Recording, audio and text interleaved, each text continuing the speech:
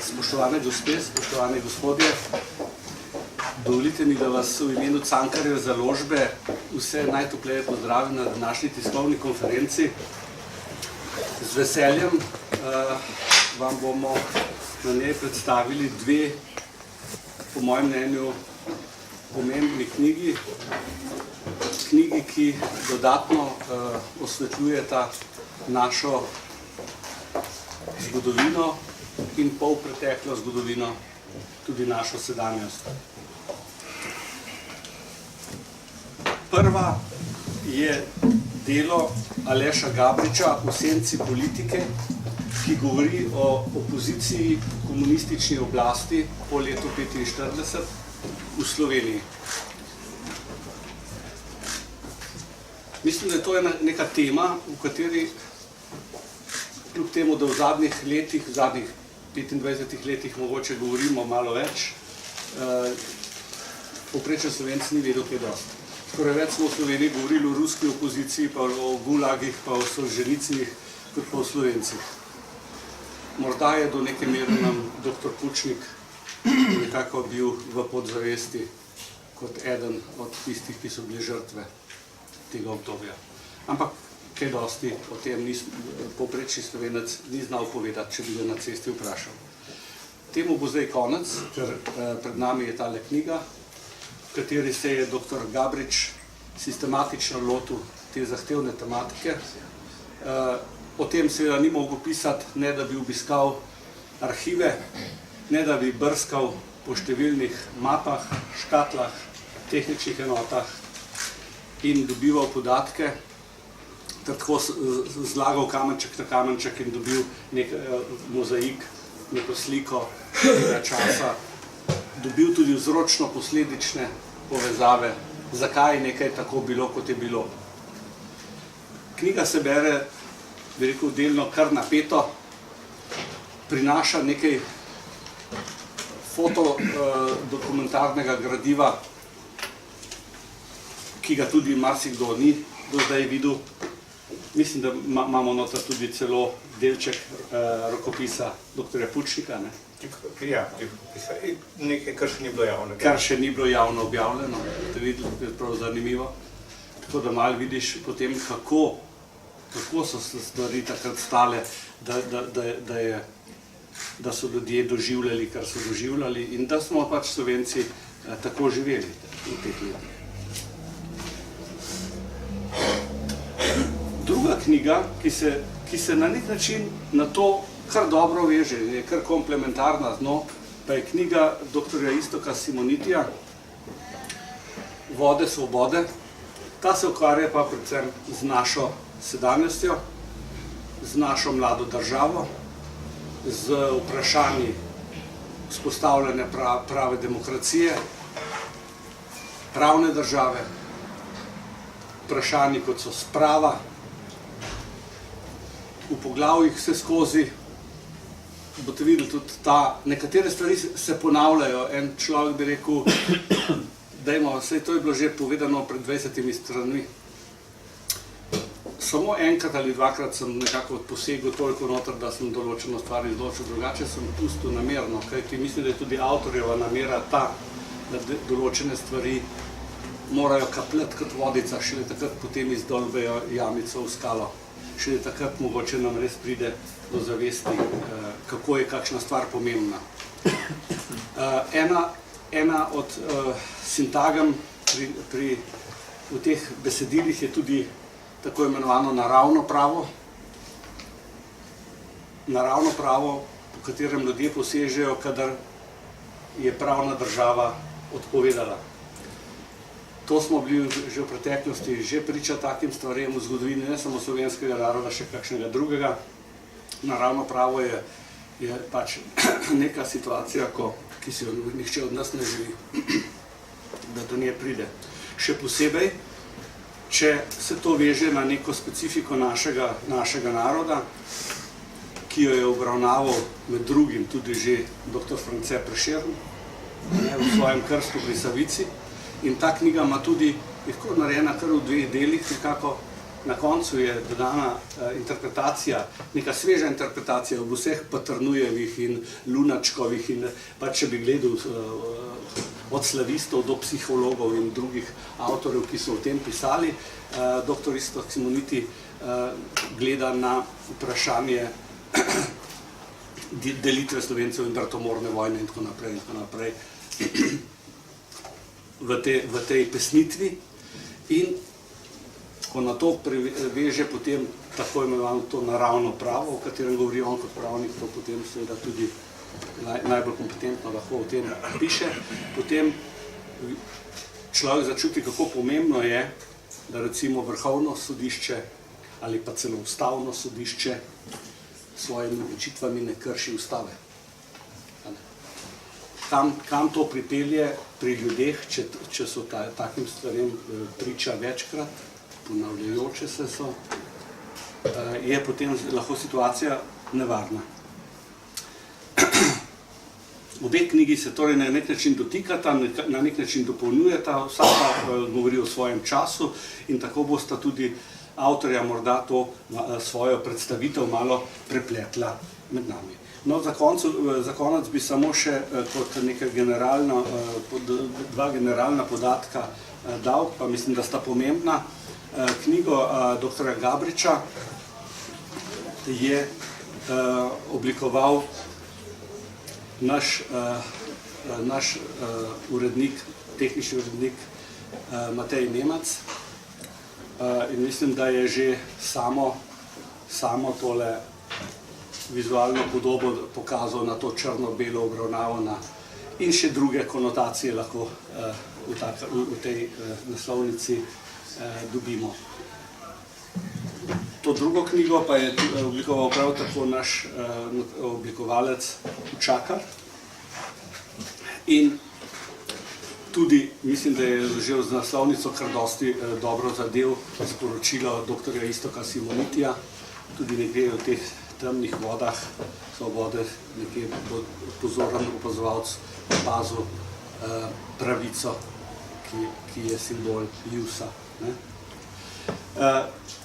No, s tem bi jaz tale generalni uvod seveda zaključil, da vama ostane čim več časa. Dragi Aleš,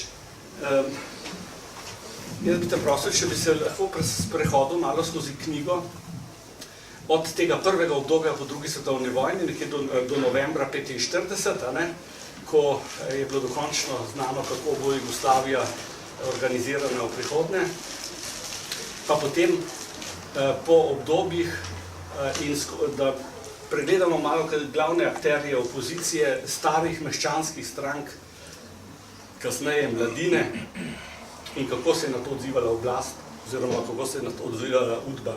Se to bi bilo lahko tudi v senci oblasti, ne samo politike, ali pa v senci Udbe bi bilo lahko par naslovov, bi lahko ta knjiga bila. Najlepša hvala za besedo. Torej, naj se uvodimo najprej zahvalim Cankarjevi založbi, da je knjigo uvrstila v program. Gre za drugo knjigo, ki je zdaj pred Cankarjeve založbe in če pomislim, sem bil prvi še dosti mlajši, kot sem zdaj. Seveda je pa tudi lepo se vračati nazaj in pa seveda sredi priprave knjige ugotoviš, da ti ureja najboljši možni urednik s Šventarjevo nagrado, čestitam, kar seveda pomeni, da bo delo tudi na mizo prišlo takšno, kakršno ima za priti. Torej, mogoče bi kar iz tega izhaja, kar je ti ne omenil že na koncu, naslovnica. Ko sem sam zagledal naslovnico, prvi predlog, sem bil tudi malce šokiran, ampak koncu pa zajema tiste zadevščine, kar so noter. Zajema črno-belo, ne samo podobo sveta, kakor se je poskušal takrat organizirati. Knjiga je po svoje tudi, pravzaprav naj povem, da je izhodiščem je bilo nekaj kritik, nekaj polemik na to temo v zadnjih 20-30 letih na Slovenskem, kot je Tine že omenil. Seveda, o tem smo veliko govorili, pa zelo malo vedeli. To je približno tako kot v slovenskem parlamentu. Torej, govorimo pač o stvarih, ki jih večinoma ne poznamo. Torej, eno vprašanje, ki mi je vedno pri tem trlo o moči in nemoči opozicije pri nas, je bilo temeljno vprašanje, iz katerega tudi izhajam. Knjiga je tudi tako zasnovana, kot nekakšno polemiko iz tistega vedenega, v navednicah dosedanjega, in predvsem kot primerjavo dogajanja na Slovenskem oziroma v Sloveniji, ker govorimo že o federativni državi od leta 1945, v primerjavi s tistim, kar se je sočasno dogajalo v Beogradu in Zagrebu. In eno temeljnih vprašanj mi je vedno bilo, zakaj so lahko v Beogradu in Zagrebu imeli opozicijske stranke, kakršno so pač imeli, da so se nekaj naredili, kje je bila v Sloveniji tista predvojna meščanska politika, da pravzaprav niso zbrali niti 10 ljudi se skupaj na največjem sestanku. Ali če povem iz konca prvega poglavja, zakaj se je lahko pod prijave strank v Beogradu podpisalo pod 100 ali več ljudi, zakaj se je v Zagrebu variere ocene v hotelu Esplanade, ki ga je HSS najel za svojo konferenco leta 1945 pred volitvami, po ocenah zbralo od 50 do 120 ljudi, in zakaj na največjem ljubljanskem sestanku, ki sem ga uspel detektirati v arhivih, bilo vsega skupaj prisotnih 9 ljudi, pa še ti niso vedeli točno, kaj naj naredijo. Torej, odkot ta razlika? Seveda, tisti zopet črno-beli pogled bi vedno bil zaradi terorja Udbe. V redu. Pardon, takrat še Ozne. Ampak Beograd je bil osvobojen pol leta prej, pred Ljubljano. Ozne je imela veliko več časa in je veliko več ljudi že tam pozaprla pa pregnala. Torej, odgovor ta ne zdrži ene polemične osti. Torej, odkot torej ta razlika? Seveda, da gre v Sloveniji za lahko korenine drugačnosti, štejemo že in v predvojnem času in pravzaprav v vojnem času, ali pa če povem tisto, mislim, da kar noter ni zapisano, kar pa večkrat rečem, ko se o teh stvarih pogovarjam. Problem je morda tudi na Slovenskem v tem, da si tiste dva največja nasprotnika, ki jih je slovenska politika 20. stoletja imela, klerikalci pa komunisti, tisti ortokomunisti, seveda niso največji nasprotniki zaradi tega, ker bi si bili tako drugačni, ampak zaradi tega, ker so si bili tako podobni v pristopu. Oziroma kaj narediti z oblastjo, ko jo imaš v roki, in kaj narediti z drugače mislečimi, ko si na oblasti. Če govorimo, da je tisto, kar je tudi že omenil, torej prve dve poglavje ste namenjeni tem dogajanju do volitev leta 1945, prvo ta povzemanje, kaj se v tem času dogaja med srbsko in hrvaško opozicijo, kako ta poskuša tudi najti sogovornike v Sloveniji, pa jih pa svoje ne najde, in kako v Sloveniji poskušajo to narediti. Morda med temi novostmi arhivskimi, ki jih je Tine že omenil, da so številne tudi noter, sem uspel pri tem najdete en lepo Kardeljev referat v Ljubljani, očitno v zelo zaprtem krogu, pri tej številni literaturi Jugoslavije, ki še ne poznamo, kjer lepo pravi, da bomo sprejeli volilno zakonodajo takšno, ki omogoča več strankarstvo, ki omogoča registracijo drugim strankam. Računamo, da bomo imeli v parlamentu toliko nekaj 10 še nasprotnikov, ampak te moramo imeti zaradi tega, ker Jugoslavija rabi mednarodno priznanje, oziroma, kot je rekel Kardelj, moramo jim ustvariti iluzijo, da odločajo o nečem. Torej, moramo jim pustiti, da se igrajo politiko in da mislijo, da nekaj pomenijo. Torej, druga stvar so seveda stvar po volitvah, kjer se ta politika takoj zaostri in se gre postopoma do obračunavanja proti drugače mislečim, ker ko dobijo zunanjo potrditev velesil nova oblast dokončno po volitvah, seveda več ne rabi krinke in pravzaprav maske padejo po teh političnih sodnih procesih, pri katerih je seveda izhodišče tisti, ki je najbolj zopet radikalno na jugoslovanskem nivoju in pravzaprav tudi na tistem uradnem mestu, kjer se politika odvija, pove svoje, to je Dragoljub Jovanović, ki pravzaprav tisto svečanost začetka zasedanja ustavodajne skupščine iz vidika komunistov pokvari s tem, da ima dolg teoretski govor o delitvi oblasti in ne delitvi oblasti v Jugoslaviji in oziroma še tako namigne, če že vemo, da se zgledujemo po eni ustavi, kjer ima partija že ustavno vlogo, zakaj pa tega še nočete napisati noter, če se to že povsem jasno ve. Torej, to pomeni iskanje vseh zvez tistih, ki so z Jovanovićem in njegovim poskusom, da bi ustanovil samostojni poslanski klub v parlamentu, torej zunaj kluba Ljudske fronte, Pomenijo v Zagrebu lovljenje vodilnih takratnih HSS-ovcev pa HRSS, torej Hrvaške seljačke stranke in Republikanske seljačke stranke, v Ljubljani pa tistih, ki so imeli z njim stike. In to je bil večinoma krog Črtomirja Nagodeta in seveda Nagodetov proces pravzaprav sodi v ta koncept, isto kot v Jugoslaviji obračun z Jovanovićem, na Hrvaškem z HSS-ov, z Tomo Jančiković in ostali, ki je bil glavno obtoženi, in v Sloveniji, torej Črtomir Nagode in so obtoženi. S tem seveda, da pri teh procesih se niti ne ukvarjam toliko s procesi samimi, ker smo sodstvo že imeli obdelano v več knjigah, ampak zopet kako oblast na njega gleda. Že priprava na proces lepo jasno pove, kot pravi takratni notranji minister Partisem, preden grejo sploh v proces, na procesu ne sme biti niti z besedo omenjena beseda opozicija. Veliko tudi prikazujem terminološko, kako se lahko ta pojem uporablja in se ne sme uporabljati. Namreč v prvih letih še lahko govorimo o opoziciji v tistem politološkem načinu, kot smo ga vajeni v pluralistično urejenih državah, kjer imamo opozicijo v parlamentu, kjer imamo opozicijo s svojimi lastnimi shodi, opozicijo s svojimi mediji. Vsega tega v enostrankarskih sistemih seveda nimamo. V prvi 2 leti lahko še pravzaprav govorimo do teh procesah v neki opoziciji v tem starem pomenu besede.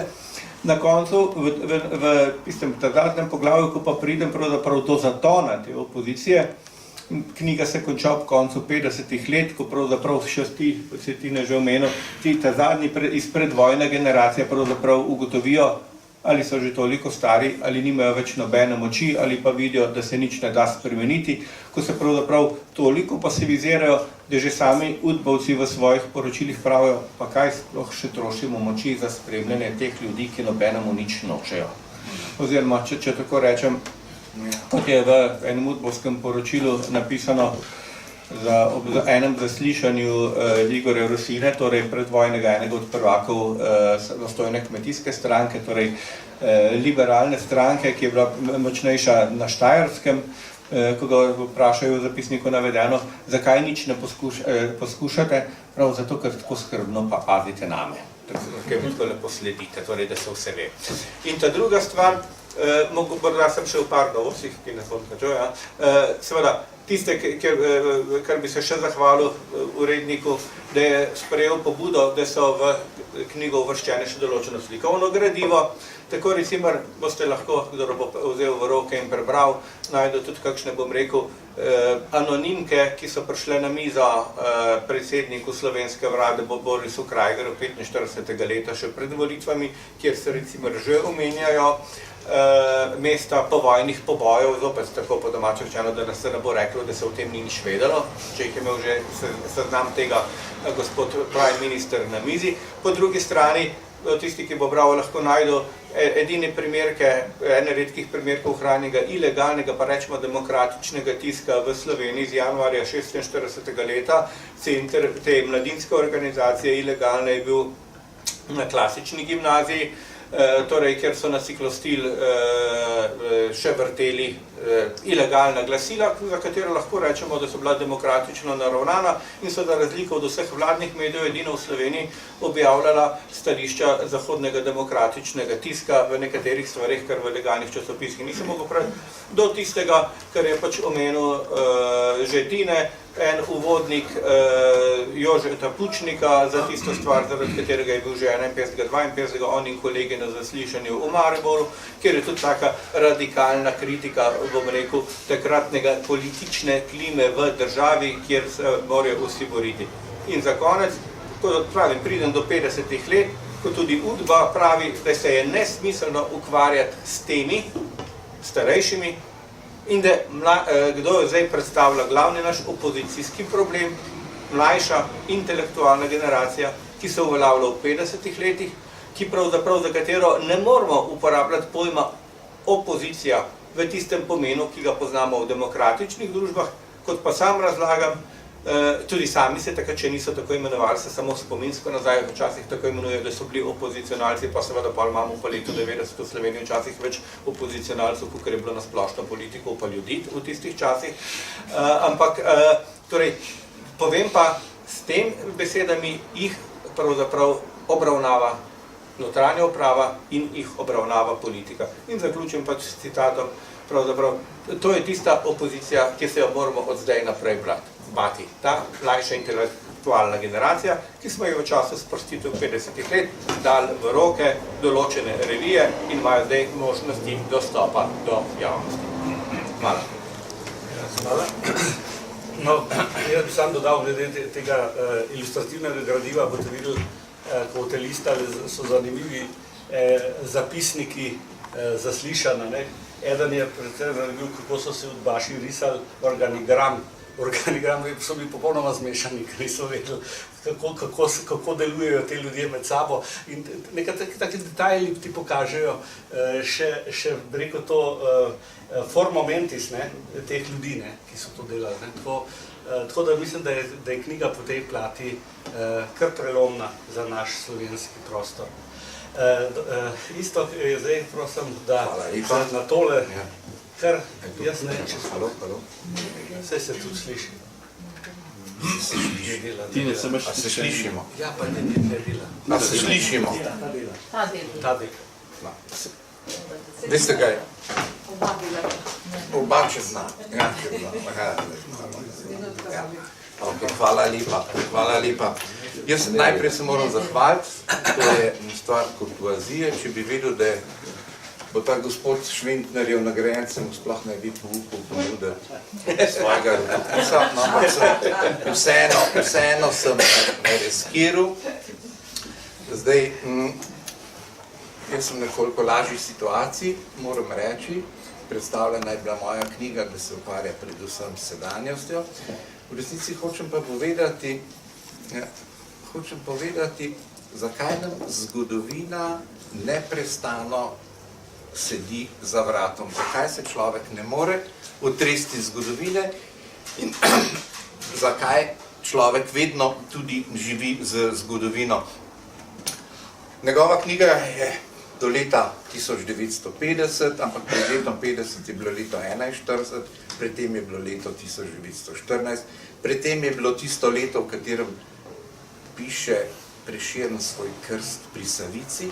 Skratka, mene zanima, kako gredo ideje skozi čas, kako potujejo skozi čas, kako menjajo ideje imena, ampak ohranjajo iste cilje in iste ambicije.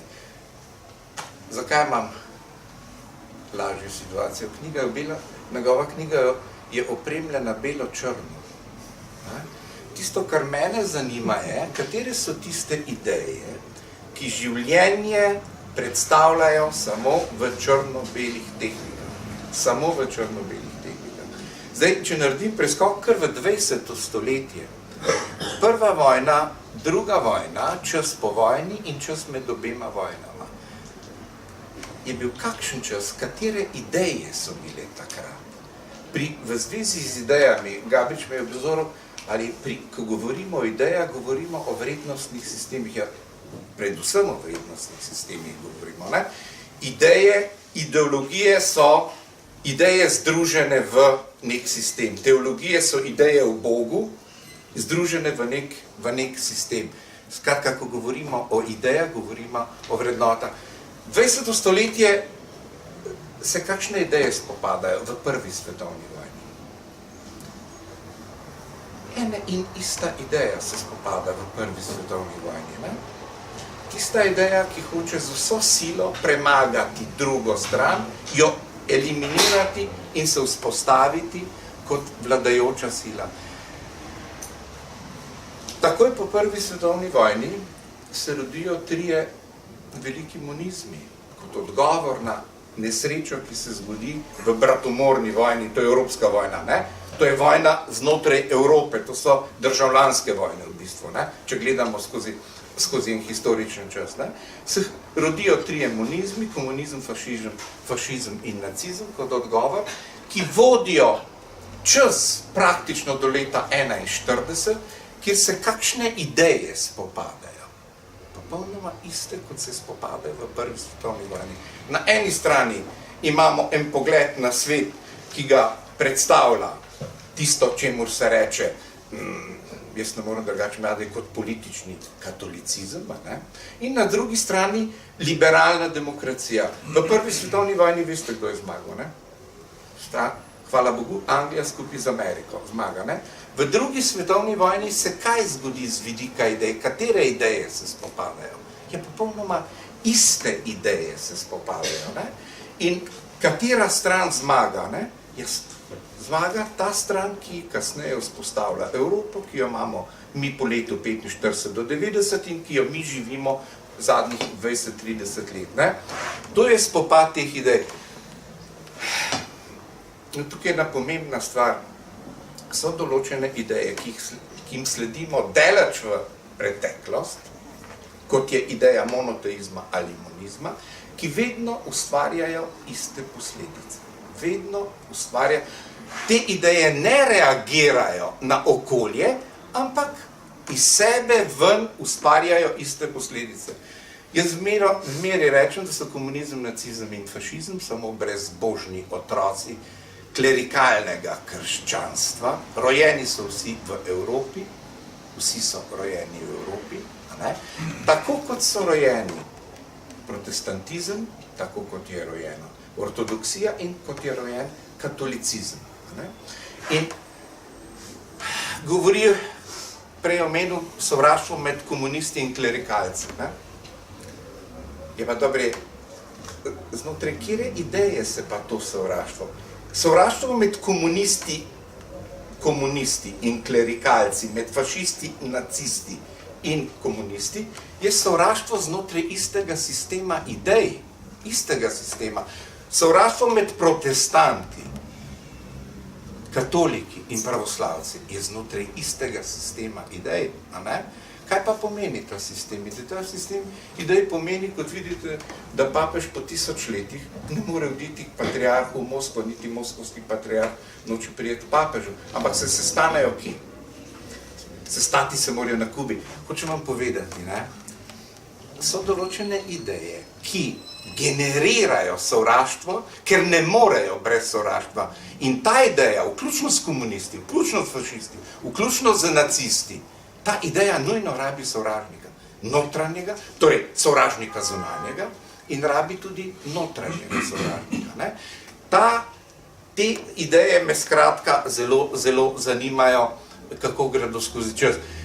Ta historična nota, ta potek delovanja skozi čas, človek vidi, kako določena morala deluje skozi čas. Ta pravi, Gabrič pravi, do leta 50 sem naredil, ne? Ampak tudi med letom 41 in 45 ni bilo drugače, 1914, 1918 pa tudi prej, ne? To je sistem idej, ki hoče drugega uničiti, kjer ni prostora za sobivanje, ne?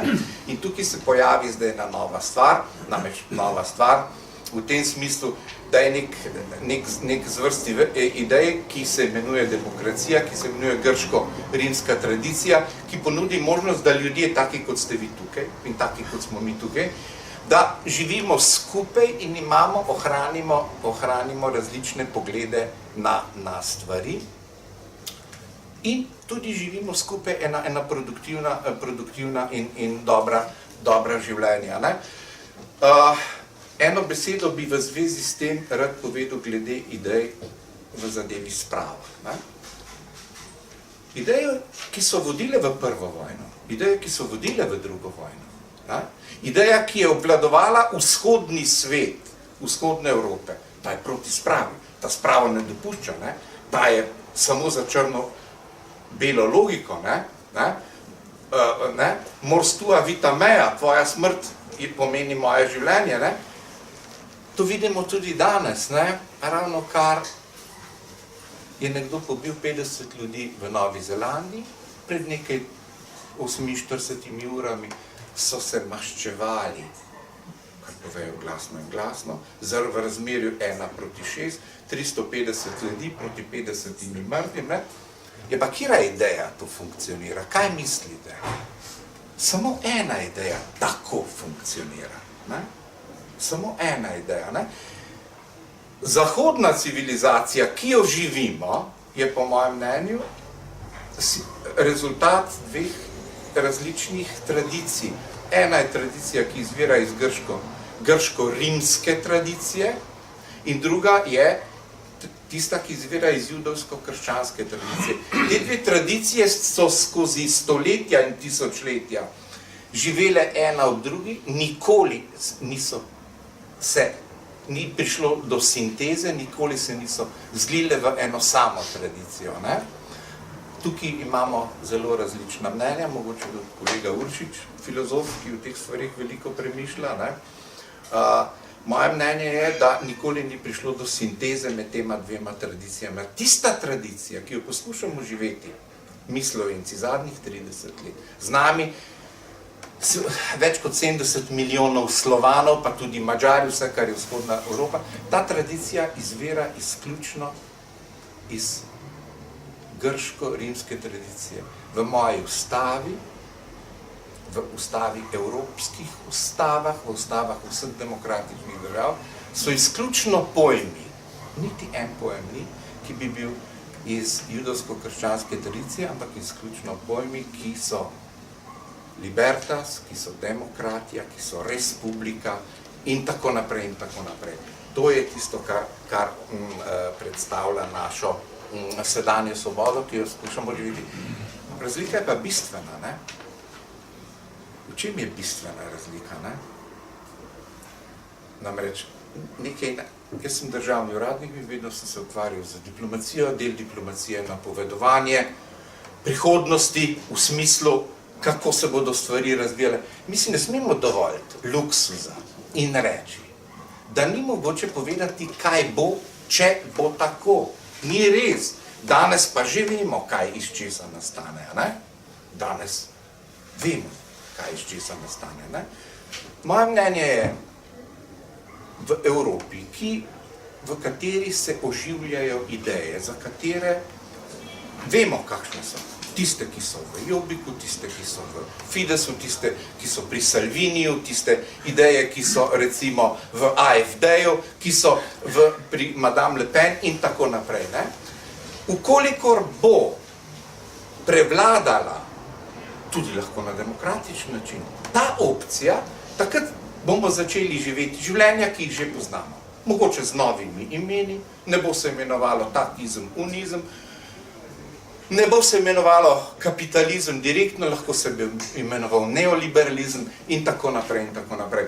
Skratka, ni res, da ne vemo, kaj se bo zgodilo, ukolikor bo prevladala ta opcija. Ena je pa bistvena razlika, ki jo ne smemo pozabiti. Ne? Če je monoteistična ideja ali v njeni monistični varianti ne prenese drugega, ne? Kjer je prva božja zapoved? Imej enega Boga, ne? Naša prva zapoved je bila, imej eno partijo, ne? Imej en narod, imej enega Führerja. Ne? Katerokoli idejo, po mojem mnenju, ki se začne z enostjo in jo skušamo prestaviti v naša konkretna življenja, ne more ravnati drugače, kot je nasilno. Po mojem mnenju ne more ravnati. Ne? Jaz mislim, da dobivamo iz dneva v dan več, torej stalne dokaze. Jaz sem začel svojo kariero na Bližnjem vzhodu, kjer sem videl, da se umira vsak dan. In to me je v resnici začelo zanimati, ja, odkje pa to, zakaj pa je to potrebno in gre človek nazaj v čas, tako kot je v enem trenutku France Prešeren, ko je se o sebi spraševal.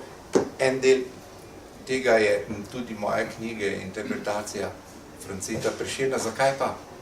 Zaradi tega, ker sem zelo slabo prenašan, kadar klerikalci vzamejo v roke ljudi, ki jih imamo, bi rekel, za nek nacionalni temelj. Ne?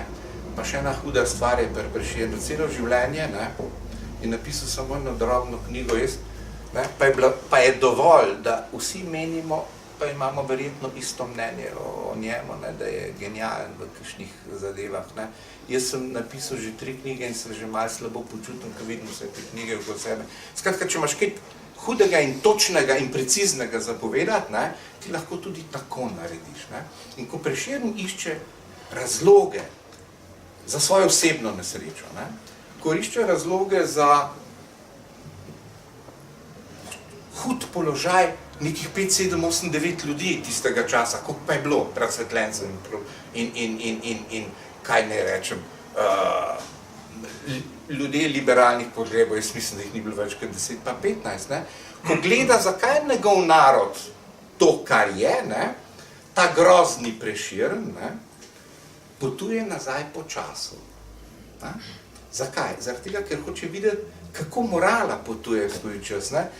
In njegovo grozno sporočilo, o tem bom rekel kaj več, če bo slučajno še kaj naneslo, ne? Je naslednje, ne? Kam gre? On gre do trenutka, ko pravi vrhunski kaj ti mara, ne? Boj krvavi že dolgo bije za krščansko vero, ne? Boj krvavi že dolgo bije, ne? In ker je nesramen kot je, stvar stopnjuje v drugem verzu, ne? Kakšen je ta boj, ne? Je tak, da kri napolnila bi jezera v Kranji Koratani, ne? Ja, to je tak boj, to je boj znotraj monoteizma. On samo tako prihaja. Skratka, ta grozni slovenski pesnik je postavil na začetek svoje velike pesnitve en stavek, ki mu ga noben slovenski klerikalec ne bo nikoli oprostil. Slovenski kristjan se mora pa malo zamisliti na tem. Zakaj? Zaradi tega, ker je umetnost ima eno posebno funkcijo, ne? Vidi stvari, ki jih mi navadni ljudje ne vidimo. Še besedo o problemu sprave, ne? Ko govorimo o spravi, moramo nekaj vedeti, ne? Mi govorimo o slovenski spravi, ampak govorimo tudi o evropski spravi, ne? V enopartijskem sistemu je nemogoče, da bi prišlo do sprave, ker je to sistem, ki hoče imeti belo-črno, si za mene ali si proti meni, ne? To je logika vsakega dobrega klerikalnega sistema, vsakega komunističnega sistema ali vsakega nacističnega sistema. Imeti jasno ločnico. Ta jasna ločnica, ki izhaja iz Biblije, za Boga svetega, ne? Ki se iz stare zaveze perfektno nadaljuje v novo zavezo, ker Kristus, Bog ljubezni, pravi, ne, lejte tele tamle, lejte ga, zdaj gospoda Turka vidim tamle, pred mano jih pripeljte, ne, in jih pred menoj pobite, pravi Bog ljubezni, ne. Potem na Bog ljubezni, še eno generalni napotek, ne. V stari zavezi je eno fenomenalen stavek, ki pravi, pridejo vprašati, kaj naredimo z vsemi ujetniki, ne, in Bog reče, ubite vse. Pravi, ne, ubite vse, kar diha. To je generalni napotek, ne. Zdaj, Bog ljubezni, ki se v telesi, ne, specificira ta svoj napotek. In reče, ljudje so hudičevi otroci, ne. Ljudje so hudičevi otroci. Tukaj smo zdaj pri vprašanju, kdo je tisti, ki bo povedal, kaj je v tej Bibliji in kaj ni, ne. Jaz vsekakor toliko, kot vem o tej Bibliji in toliko, kot vem, kako se obnašajo tisti, ki goreče v to verjamejo, ne bom pustil, nočem pustiti, da bo kdo drug razlagal, kaj pomeni ljudje so hudičevi otroci, niti pred mano jih pripeljte in pred menoj jih pobite, ne. Vse to ista formula, kot jo uporablja Stanley, kot jo je Tito uporabljal, kot jo kdorkoli drug uporabljal. Pri spravi, sam še eno besedo, en stavek. Spravo je možno doseči šele v demokraciji, ampak na kakšen način? Spravo je možno doseči tako, da pogledamo v to, kar v resnici smo, v svojo preteklost, v same sebe. In prekletstvo je naslednje, in tukaj se postavi na test. Ne? A ti vidiš v resnici, kako so stvari funkcionirale. A ti vidiš, kaj iz česa pride, ne? Kaj iz česa nastane. Skratka, to je en velik test in demokracija omogoča življenje, sobivanje in dobro življenje tudi s tistimi, ki bi demokracijo takoj, ko bi prišli na oblast, ukinili, ne? Namreč, v nobenem monoteističnem sistemu demokracija ne sme funkcionirati. Noben pravi klerikalni režim ne bo dopustil demokracije, bo preprosto eliminiral, če se le da. Ne? Za nas je to kar pomembno, zaradi tega, ker 30 let živimo v demokraciji, jaz mislim, da smo ta čas še kar dobro izkoristili. Predvsem, po mojem mnenju, in tukaj me naj popravijo ljudje, predvsem smo videli, kaj kdo v resnici misli. Ne? In to smo spravili tudi v razne oblike, v časopise, v razprave, v govor in tako naprej. Ne?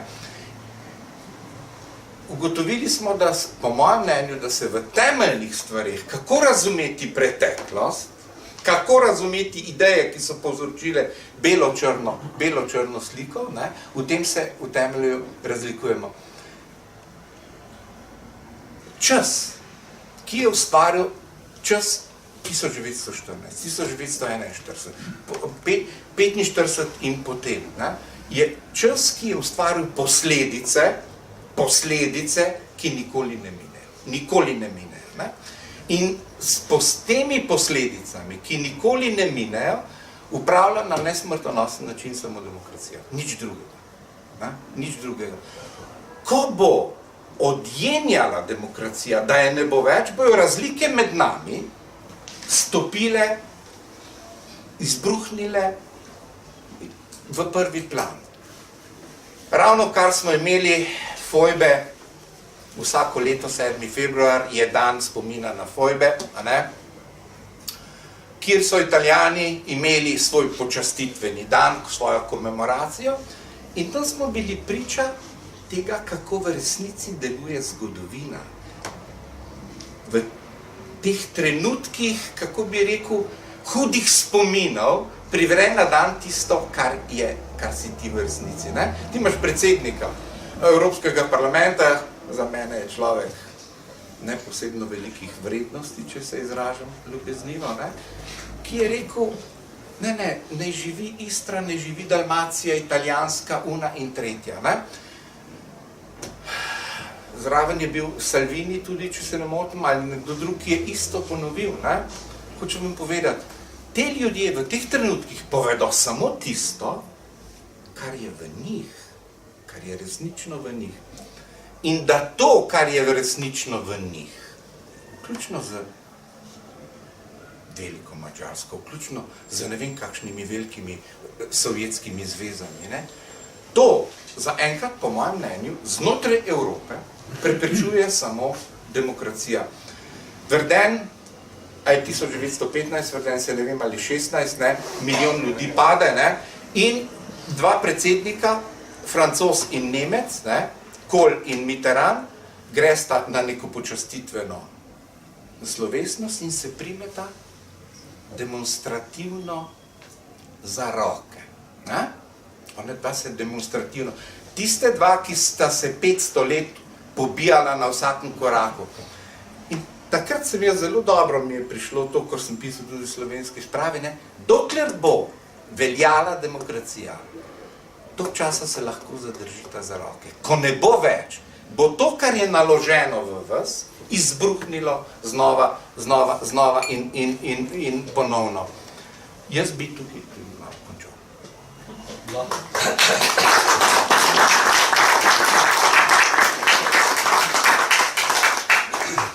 Ja, oba avtorja sta natrosila veliko misli. In zato bi kar odprl prostor za vaše vprašanja, za vaša mnenja, pa če nasprotujejo temu ali če ne. Tukaj imamo to res možnost. Mislim pa, da vsekakor, ko boste brali knjige, boste dobili še marsikakšno iztočnico za razmisliti. A ima kdo? Ja? Recimo, če zdaj prav veliko ne vem, ampak sama ideja komunizma, ne, pa recimo nacizma, zagotovo obstaja ena razlika, da se jih zaradi teh razlik ne bi smeli metati v isti koš, ker jaz mislim, da je zlasti Stalin pokopal na žalost socializem pa komunizem, ampak a se v resnici lahko to meče v isti koš, tako kot to je vse isto. A je v resnici kot sama ideja, če pustimo zdaj, kako se je potem to prevedlo v vsakdanje življenje, ne? Če je v sami ideji čisto zares mogoče enačiti komunizem z nacizmom, ker komunizem je še vseeno življenje vseh, v sami srčiki ideje, medtem ko nacizem že v sami srčiki izključuje vse. Jaz, kakor poznam idejo komunizma, ne izključuje vse, če pustim zdaj to, kaj se je potem v resnici dogajalo. To me zanima, ker sem to zakuhal, moram jaz odgovoriti, Gabrič mi bo pa pomagal. Gabrič mi ne pa pomaga. Komunisti, nacisti in fašisti so rojeni na istem kraju, vsi so rojeni v Evropi. To, kar pokriva protestantizem, katolicizem in pravoslavje, je točno model geopolitičen, kjer so se naselile te ideje. Jaz sem zelo za to, da čim bolj razlikujete med komunisti, nacisti in fašisti. Da greste v najtanjše, najprecižnejše analize. Moje mnenje je, da so se rodili tukaj, da so iz, kako naj rečem, istega sistema vrednot, da imajo različna imena, v bistvu imajo, po mojem mnenju, iste metode in iste cilje. Jaz jih nočem razlikovati in jih, kdor me prepriča o nasprotnem, sam se mora pomatrati, bom zelo, zelo vesel. Zakaj? Ker tudi sam pride človek do razmislekov, ki so hudi razmisleki.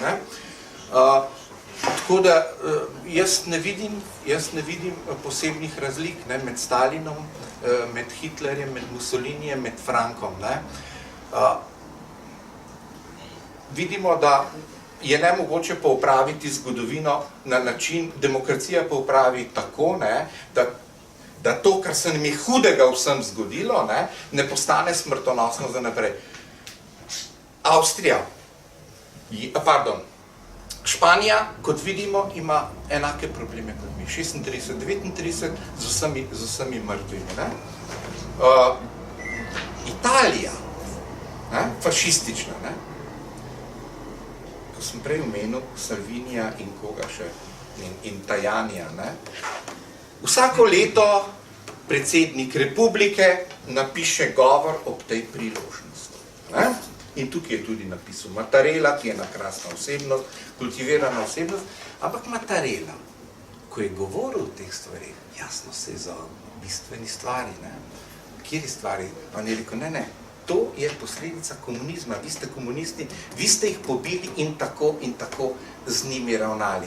On ne bo povedal, da je temu, kar so naredili komunisti, maščevalno akcijo, tako kot je maščevalna akcija razrušenje Dresdna, tako kot je maščevanje udarc na Hirošimo in Nagasaki. Kaj pa mislite, da je? A mislite, da nima zveze z Pearl Harborjem? A mislite, da s Coventryjem nima zveze potem poraziranje popolnega Nemcev? Samo idiot ne računa na legitimnost maščevanja. Samo idiot.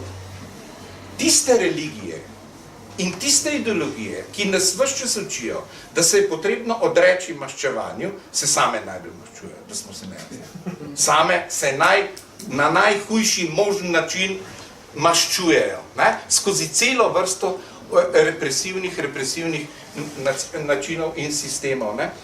Evo, to je moj odgovor, tisti, ki ve, kaj boljšega bo pa najprej gospod Turši. Aha. Čakaj, pa.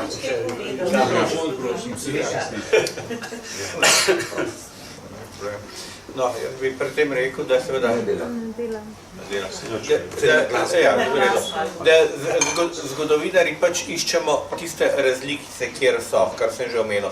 Jasno, če bom tako rekel, kaj je enako v Jugoslaviji, ko sem rekel iz svoje poante, skupnega komunistom leta 1945 prideti na oblast. Kakšna je pot? Različna v Sloveniji in v Srbiji in na Hrvaškem. Torej, cilj, ideja je enaka, poti so lahko različne. Zakaj so poti različne? Ker je bila osnova, na kateri so gradili različne, zaradi tega, ker pač Slovenija je imela eno posebnost, ki je druga Jugoslavija med vojno ni imela, ker so osvobodilno gibanje že komunisti od 41 letov vladali po drugod. Pri nas smo imeli pa še neko osvobodilno fronto, kjer je bilo treba šele vse skupaj zliti in pritegniti tudi vse večjo količino predvojne politike in politikov v eno, bom rekel, enotno organizacijo. Ali drugače rečeno, ko poročajo leta 1947 na prvem pol na kongresu Ljudske fronte Jugoslavije, kako so se organizirali po letu 1945 tukaj, začnejo v poročilu organizacijskem, katere stranke so delovali v Srbiji in kdaj pravzaprav oni dosežejo to vrstno enotnost, ki je v Sloveniji že dosežena. Na to preidejo na Hrvaško, za Slovenijo to ni treba razlagati. Slovenija je to pod močne osvobodilne fronte opravila že med vojno, kar pomeni, da skoraj da nasprotnikov na volitvah več ni imela. Torej, če na kratko odgovorim, ideja je lahko tudi za različno ljudi sicer enotna, lahko pa pridejo do nje po različni poti. Seveda, treba pa nijansirati, kje se seveda tudi programske smernice enih in drugih raznih izmov razlikujejo. Sam en stavek, če smem dodati. Nič hujšega ni kot priti do sklepa, da ima monoteizem tako dolgo zgodovino in da se tako deluje skozi čas. Slovenskim komunistom reči, da niso drugega kot brezbožni otroci klerikalnega krščanstva, ne morejo sprejeti. Veste kaj, slovenskim klerikalcem reči, da edini otroci, ki so jih zmožni roditi, so monisti, tega ne bojo sprejeli. Zato vam pa pravim, tisti, ki mi da boljše razlage, zakaj se tako iz temelja sovražijo 1000 let protestanti, pravoslavci in 500 let tudi, katoliki in oni in 500 let tudi protestanti, bom jaz začel drugače razmišljati. Rad bi vam to povedal, ideja, ko je enkrat rojena, nikoli več ne umre, ampak čaka na svoje dobre priložnosti. Zdaj pa dobil. Si bil... Hvala za besedo. Jaz se sicer nisem nameraval oglasiti, ker se s prijateljem in kolegom Istokom so se precej pogovarjali o teh stvarih, ampak ker me omenil, bi mogoče samo eno kratko pojasnilo glede razlike, ki si jo nekako apostrofiral v najnih pogledih. Jaz moram reči, da se glede demokracije, pluralizma in vseh teh stvari popolnoma strinjam z kolegom Istokom. In tudi v svojem življenju navsezadnje sem imel določene težave zaradi tega v prejšnji državi, ki pa seveda niso primerljive s tragičnimi usodami na Blageta in podobno. Tako da tukaj se popolnoma strinjava. Ena stvar, ki pa in v tem kontekstu si omenil mene, glede pač izvora sedanje, recimo, evropske civilizacije, če tako rečemo, ker ti pač praviš, da je to edini izvor grško-rimska kultura, krščanstvo, da je nekaj povsem drugega. No, tukaj se jaz ne strinjam čisto popolnoma, namreč krščanstvo, kot vsi vemo, je pač imelo svoje tragične potem trenutke v zgodovini, inkvizicije, v križarske vojne in vse stvari, ampak v osnovi je takrat, ko je nastopilo kot krščanstvo, vse je tistega poganskega ali pa recimo rimskega predvsem sveta, ki je bil pravzaprav zelo krut, ni poznal nekega sočutja, neke empatije do šibkih predvsem, do sužnjev in podobno. Takrat je krščanstvo naredilo pač en pomemben obrat v tem smislu. Zdaj, jaz nočem idealizirati prvotnega krščanstva, niti najmanj ne, ker tukaj pač potem v 4. stoletju pridejo pač ti martiri in tako naprej, ki so mi skrajno tuji oziroma, kakorkoli že. Ampak tle je vprašanje tega odnosa med totalitarizmom političnim, pri katerem absolutno sem, in monizmom oziroma monoteizmom. Zdaj, biblični monoteizem je v precejšnji meri seveda totalitarni, če beremo pač dobesedno recimo Staro zavezo in podobno, najdemo nič koliko pasusov, ki so strahovitja v tem smislu pobojev in tako naprej. Ampak sam monoteizem, monizem, saj niso samo biblične religije takšne, ne? Je tudi seveda budizem tukaj, ne? Je tudi, no, potem je omenil Bijana Asmana, ki ga oba zelo cenila, ki se ga ti tudi urejil in prevajal. Jan Asman se navezuje na ljubljanski henoteizem, pa na grški henoteizem. Sprav, ideja enega samo po sebi ni nujno totalitarna.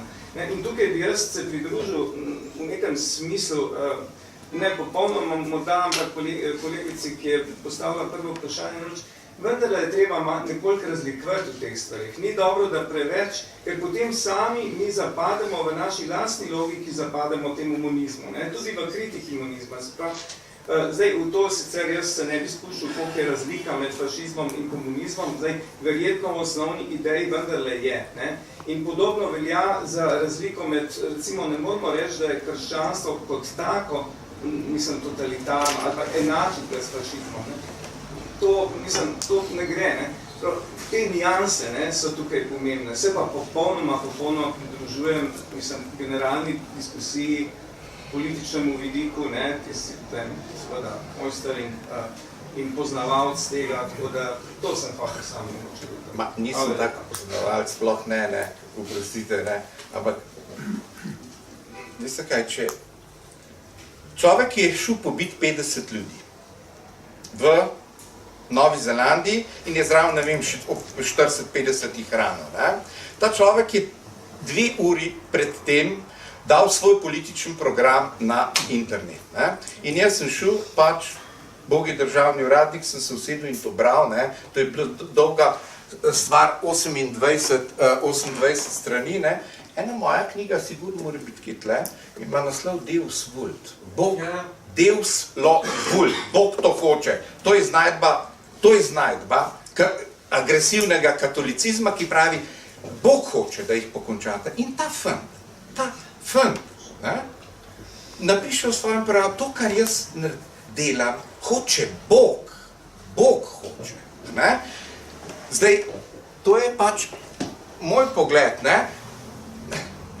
Omenil si Asmana, en genijalen človek, ki se celo življenje ukvarja z egiptologijo in tudi z krščanstvom in tako naprej, monoteizmi. On napiše eno knjigico, ki je takale tenka, ker je pameten človek, piše tenke knjige, ne? Zelo pameten, ne? Ker je sinteza tistega, kar dolgo razmišlja. In on, ker celo v vseh svojih knjigah pripoveduje, kaj je monoteizem, ne? Kakšna je narava, da eno krasno možnost tudi monoteistom evropskim, ne? In pravi, ne? Nasilje ni nujno v monoteizmu. To on pravi, ne? To on pravi. Potem, ko napiše 25 knjig prej, da je nasilje nujno, ne? Zdaj ti bom tako povedal. To je sprav. Tako je, ti tudi praviš, ampak ti izven iz Plotina to praviš. Plotinskov koncept je en drug, ne? V redu, kar pust. On pravi to, ne? Zdaj ti bom tako povedal, ne? On naredi nekaj, ne? Kar intelektualc ne sme narediti, ne? Ne moreš ti celo življenje govoriti, potem pa reči, ni nujno. Kaj pa to pomeni? Oprosti, človek se izvije ven, ne, ker pravi, da ni nujno, ja, a do zdaj je bilo pa nujno, ne? Kako? V njegovih prejšnjih delih tudi ne. Ja, kako, no, ko razlaga monoteizm. Doktor Turk, da še ne dva pa zaključimo. Na začetku sem imel pobožno željo, da bi govoril o Prešernu, samo o Prešernu in še to latinskem oziroma nemškem Prešernu. Pa zdaj ta pobožna želja je izpuhtela. Ker sem v svoji akademski navadi 15 minut zamudil, tako da kolega Drapiča nisem poslušal. Poslušal sem kolega Simonitija, Istoka, kakšne stvari so naravnost antološke, recimo ta formulacija, da je v bistvu mi je to delovalo kot neko predavanje, tako da je prav škoda, da ni tukaj posnet, upam, da je, pa da bo to zdaj napisano. Od kolega Simonitija, prav ta antološka formulacija, da je demokracija edini sistem, ki zna nekrvavo upravljati z dediščinami leta 14, leta 41 in ostalimi tja do Prešerna. Do 90 in ko demokracije ne bo več, ko bomo enkrat demokracijo dvignili, potem tudi tega nekrvavega upravljanja s temi dediščinami, ki so v naši podzavesti. To se mi zdi tako res naravno fantastično postavljeno. Zdaj pa drugi seveda, zdaj pa zakaj začenjam grešiti, ne? Pa sem se res hotel pač zaradi specifike situacije osredotočiti samo na Prešerna, pa ne motim. V glavnem bom poskušal biti najbolj benevolenten in bom omenil eno osebo, ki mi dolgujemo vse to, kar danes tukaj sedaj imamo. Ta oseba je umrla leta 2005, imenovala se je Aleksandar Jakovljev, bila pa je v svojih velikih časih, je bila politkomisar, generalni sekretar tako imenovanega politbiroja, tako imenovane sovjetske partije. Torej, oseba, ki je imela v rokah moč, v kakršni ni niti teoretično razmišljati. Ta oseba je šla v svetovno zgodovino zaradi dveh premis. Ena je seveda, kot veste, perestrojka in nagovor Gorbačova, da se pač spusti kult Lenina, da se da Lenina na čeprav Gorbačov vedel, ko bomo enkrat odprli Lenina, bo vse skupaj padlo in da mi lahko tukaj sedimo in govorimo. Seveda so se zadeve začele, pač ko se začel ruski imperij podelati, se je to mutatis preneslo tudi v Ljubljano. Ta Aleksandar Jakovljev je v svoji poroki, ki je šla leta 2002 v knjigi, članek sem prevedel, Passage dans Boulevard, torej tradicionalno svet političnosti razdelimo, natančno in seveda od Renaissance lahko se pravi poznavanju stvari, kajti bil je s totalitarnim sistemom, ali bil na njegovem vrhu. Govoril, da je v bistvu maoizem, titoizem, nacizem, frankizem, fašizem, da so to v bistvu samo ene inkarnirane variante osnovnega zla, ki se mu reče bolševizem. Kajti v 20. stoletje ta direktno eksperiment totalitarizma pride z oktobrsko revolucijo, ne moramo zanikati. Grem Prešernu povem samo stavek, ko so sodili Rudolfu Hessu, direktorju Auschwitza, in potem, ko so ga eksemplarično ubesili v Auschwitzu tja, tam na kraju zločina, je on povedal, prostite, in je prinesel tudi materijale. Mi smo videli Gulag, ki je bil prvi učinkovit način za to, da se ljudi pač razredne sovražnike, ker komunizem je tudi poznal, je bil strahotno rasističen, so bili razredi, ki jih je bilo treba zradirati in je prinesel blueprint, oziroma, pogledajte, to je to, da grem Prešernu.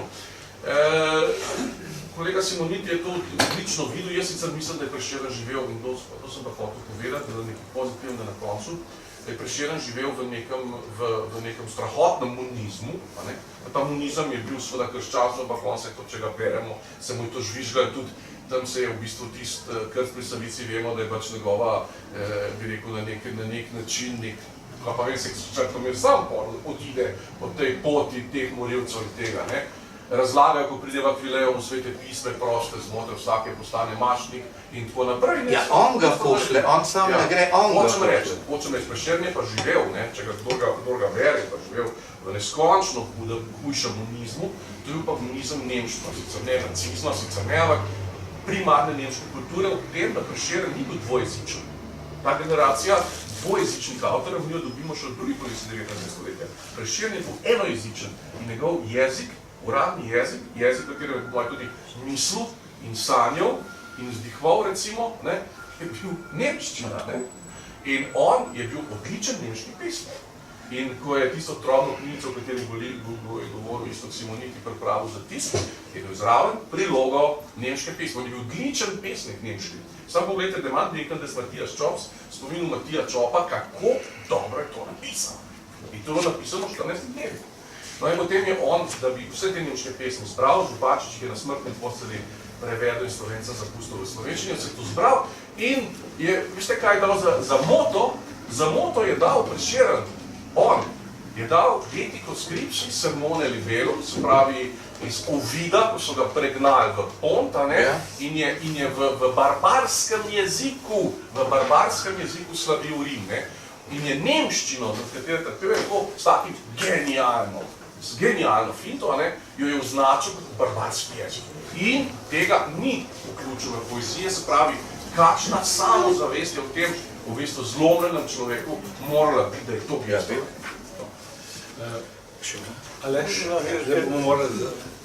Bi samo tako pokazal, se pravi, eno je vedno, če razpravljamo o enakosti idej, pa gremo lahko tudi v tem seveda iskanju enakosti predaleč. Bom samo en stavek komentiral, ki bo zdaj rečeno, vse se začne z Gorbačovom, pa z glasnostjo, pa perestrojko. Jaz bom tako rekel, Konec koncev sem večkrat poudaril, kot sem rekel, v knjigi poudaril razlike že znotraj Jugoslavije, zdaj pa če znotraj komunističnega sveta, ko sem tudi že za 80 leta po svoje pisal. Vemo, kdaj se začne glasnost pa perestrojka, ampak računemo. V Sloveniji imamo odprte tribune, kjer se lahko različne stvari se srečajo in se govorijo že pred tem, preden Gorbačov nastopi situacijo. Mi imamo pravzaprav tako, da nas tudi na Zahodu različno ocenjuje kot ostali komunistični svet, pa bom dal samo en primer. Ko so za solidarnostjo, kar se dogaja 81. leta na Poljskem in ko so seveda potem akcije podpore v zahodnem svetu, pa seveda tudi v komunističnem svetu, je v poročilu CIA pač napisano, v Jugoslaviji je to tako, da v Beogradu tiste, ki imajo podporo, ki podpirajo solidarnost, pravi, preganjajo v Beogradu, v Ljubljani pa deluje, kot da imajo podporo politične oblasti in zato imajo lahko rock pa punk koncerte in tako naprej. Torej, zgodovinarji je vedno ta problem, da so taki picajzli, da bojo vedno najdli razlike tudi znotraj tistega, kar se 100% enotno deluje. S tem bi jaz vendarle tole današnje srečanje zaključil. Mislim, da smo že malo dolgi. Vsem se lepo zahvaljujem za prisotnost in vas vabim k branju knjig. Hvala.